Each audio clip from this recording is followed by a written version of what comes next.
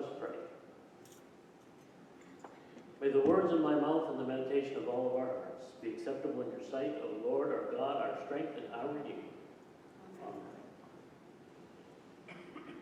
So today's gospel has the parable of the wheat and weeds.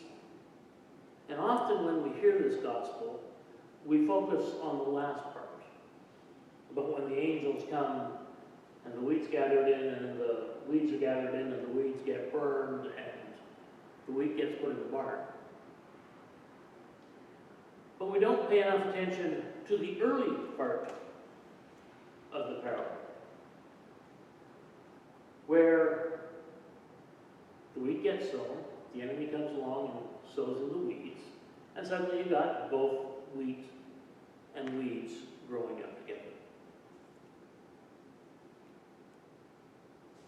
And people come along and say to the master, "Hey, do you want us to pull up those weeds?" And the master says, "No." Because chances are, while you're pulling up the weeds, you're going to go and pull up a whole bunch of wheat at the same time. Now, not with wheat, but I can speak to this with personal experience. When I was a child, being sent out to weed in the garden, more often than not, it was the good plants that ended up out of the ground and on the grass. Because the weeds are all, they look good. So you pick the stuff that looks good, and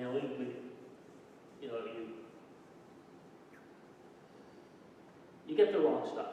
That's the thing. I figured I knew what I was doing. And I didn't. And the fact of the matter is, to a very large extent, that doesn't change as we grow older. Especially when it comes to the way we evaluate each other as people. We all like to think we know what's going on in somebody's life. And if they'd only listen to us, their life would be changed for the better, because we obviously know what we're talking about.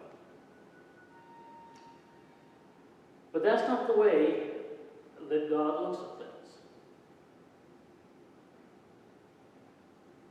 One thing about the difference between God and us is a matter of patience.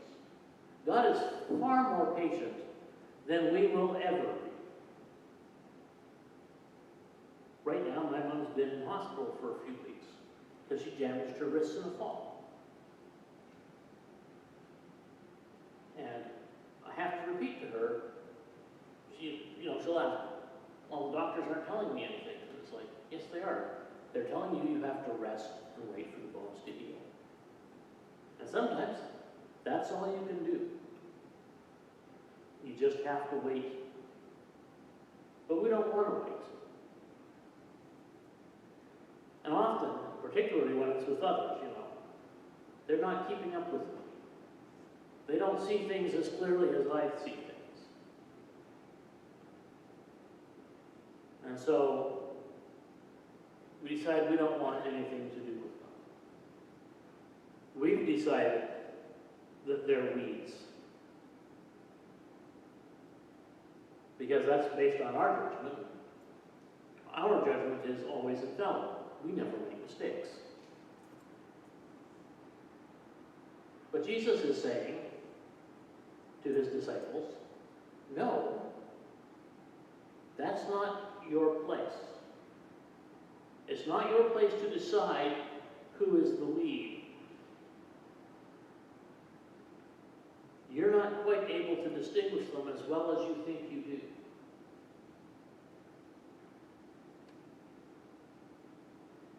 Because notice even at the end, when we talk about the harvesting of the wheat being gathered in and then the wheat being gathered in, it still isn't us doing it. It says at the end, God sends the angels.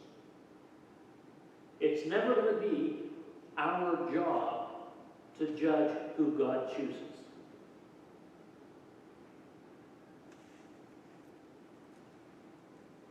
It's our job to nurture. It's also our job, we may also not know the value of any plant. We may look at a plant and think, that's a horrible weed. Not realizing that that plant gives life to another plant. That plant gives life to a bird or an insect. Another lesson to learn. We should never judge things on their value to us. It's valuable to me, it's good. It's not valuable to me, it's bad.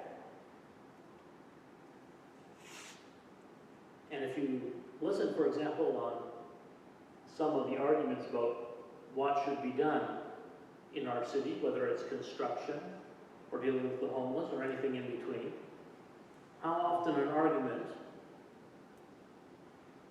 and I'll give you a rather trivial example, but across the street, they said, we're going cashless. And so you read an article about it, you read all the comments about it, and a good portion of the comments are, well, I'm already cashless, so that's fine.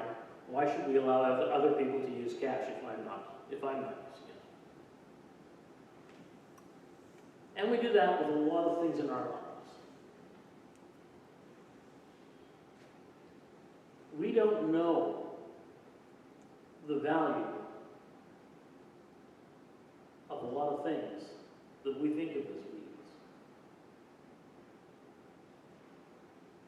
There's also a danger of reading a passage like this and thinking, well, Jesus refers to weeds, he refers to wheat, and there's just these two things that exist in the world.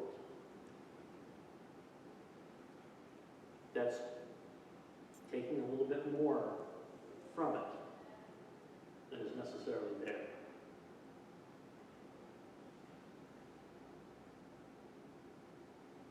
We need to trust. It is God that gives growth. It's God that gives healing. It's God who knows what's good for us, God that knows what's good for others. It's not our place to decide those things.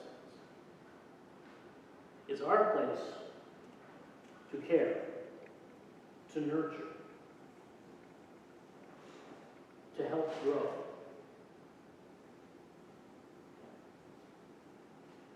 We trust that God will work in our lives.